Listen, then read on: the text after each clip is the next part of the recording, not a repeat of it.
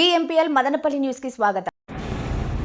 जोहार मान्य श्री कांशीराम, जोहार मान्य श्री कांशीराम, जोहार मान्य श्री कांशीराम, जोहार मान्य श्री कांशीराम. గమనిస్తున్న ప్రజలందరికీ కూడా బహుజన ఆరాధ్య స్థాపకుడు, బహుజన రాజ్యాధికార స్థాపకుడు మాన్యశ్రీ కాంశీరాం గారి 91వ జయంతి శుభాకాంక్షలు బహుజన సేన తరపున మీ అందరికీ తెలియజేస్తున్నాం. ప్రజలారా, బహుజన సమాజాన్ని నిర్మించడంలో తన సొంత కన్న తల్లిదండ్రులను, కుటుంబాన్ని, జిల్లాను, రాష్ట్రాన్ని వదిలేసి ఈ దేశంలో పాకిస్తాన్ భూభాగం కంటే అతిపెద్ద రాష్ట్రమైనటువంటి ఉత్తరప్రదేశ్ని ఒక ప్రయోగశాలగా ఎంచుకొని ఉత్తరప్రదేశ్లో ఉన్నటువంటి మనువాద భావజాలాన్ని ఏ రకంగా కూరుకుపోయిందో మనందరికీ తెలిసిందే. అలాంటి రాష్ట్రాన్ని ఛాలెంజ్గా తీసుకొని ఆయన 4 దశల పోరాటాన్ని ఉత్తరప్రదేశ్లో నడిపాడు.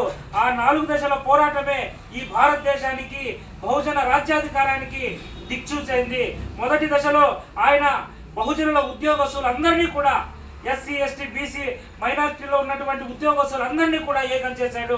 ఎక్కడ కూడా ఆర్థికంగా వేరే ఒకరి వ్యక్తి దగ్గరికి వెళ్ళి చేయి చాచకుండా తన ఉద్యోగస్తుల దగ్గరనే ప్రతి రూపాయి కూడా కలెక్ట్ చేసుకొని బహుజన సమాజాన్ని నిర్మించడానికి ఆయన మొదటి దశ ఉద్యోగులతో బాంసెప్ను స్థాపించి తద్వారా 2వ దశలో బహుజన సమాజాన్ని నిర్మించాడు ఆ ఉద్యోగస్తుల నిర్మాణంతోనే. తర్వాత 3వ దశలో 1984లోనే ఆయన బీఎస్పీ పార్టీని స్థాపించి 4 సార్లు ముఖ్యమంత్రిగా బెహన్సీ మాయావతి గారిని ముఖ్యమంత్రిగా చేయడం, మహిళలకు అధికారాన్ని చేజిక్కించుకునేలా ఒక దారి చూపడం మాన్యశ్రీ కాంశీ గారి యొక్క రాజకీయ చొరవకు అది నిదర్శనం. అదే రకంగా 4వ దశలో వచ్చిన రాజ్యాధికారం ద్వారా ఆయన బహుజనులు ఏ ఇబ్బందులు పడినారో ఆ ఇబ్బందులన్నీ కూడా తొలగించే రకంగా అన్ని వేల ఎకరాలు, లక్షల ఎకరాల భూమిని బహుజన సమాజానికి అధికారం చేతిలో పెట్టుకొని పంచిపెట్టడం జరిగింది. ఎవరైతే నష్టపోయారో, ఎవరైతే పీడింపబడ్డారో వారందరికీ కూడా విముక్తి మార్గం చూపించే రకంగా ఆయన పోరాటాన్ని సాగించారు.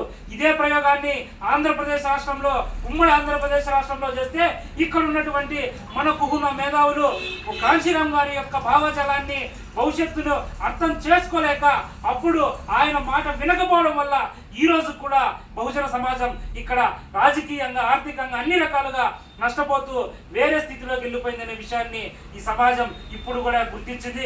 ఇకనైనా కళ్ళు తెరుచుకొని మనం సంఘాలుగా విడిపోయిన వాళ్ళందరూ కూడా కలిసి ఉమ్మడిగా ఒక రాజ్యాధికారం దిశగా మనం ప్రయాణం చేయడానికి కాంశీరాం ఏ సిద్ధాంతాన్ని అయితే ఫాలో అయ్యాడో అలాంటి సిద్ధాంతాలను, ప్రయోగాలను చేయడానికి, కలవడానికి మేమంతా సిద్ధంగా ఉన్నాం. పెద్దలందరూ కూడా ఆలోచించుకొని అందరూ కలిసి ఈ రాష్ట్రంలో బహుజనుల రాజ్యాధికారాన్ని స్థాపనకు కృషి చేయాలని మేము కోరుతూ జై భీమ్, జై కాంశీరాం.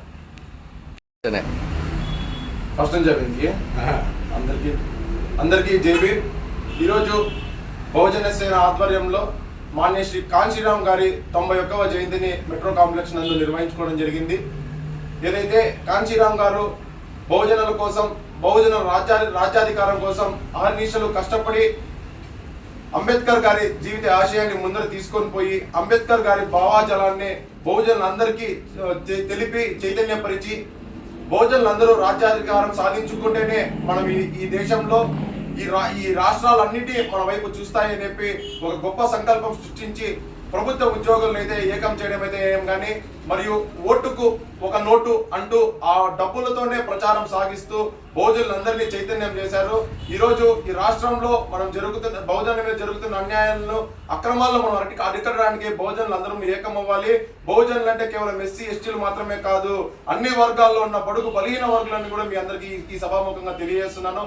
తప్పకుండా మనం అందరము బహుజనుల రాజ్యాధికారం సాధించుకొని అంబేద్కర్ ఆశయాల్ని ఈ రాష్ట్రానికి మనం పరిచయం చేయాలని, ఆ తొలి అడుగు మన ఆంధ్రప్రదేశ్ రాష్ట్రం నుంచే పూనుకోవాలని మీ అందరికీ సవినయంగా తెలియజేస్తున్నాను.